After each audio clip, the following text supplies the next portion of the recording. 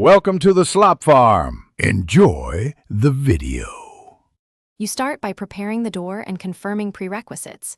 Make sure batteries are fresh or adapter is ready, and verify the latch backset is 2-3/8 or 2-3/4 so the new unit fits.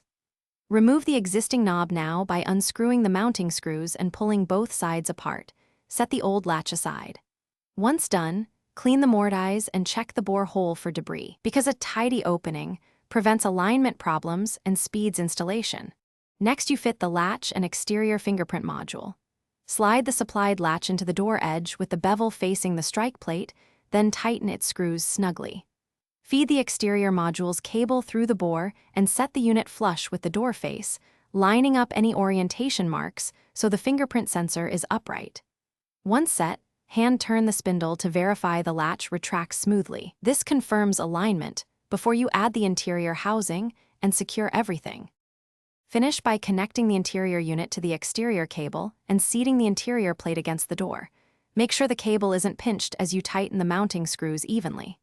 Insert batteries or apply power, then follow the on-device prompts to set date/time and enroll at least 2 fingerprints for redundancy.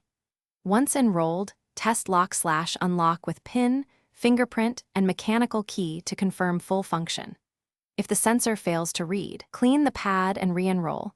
That usually Thanks for watching. Consider subscribing if we helped you today.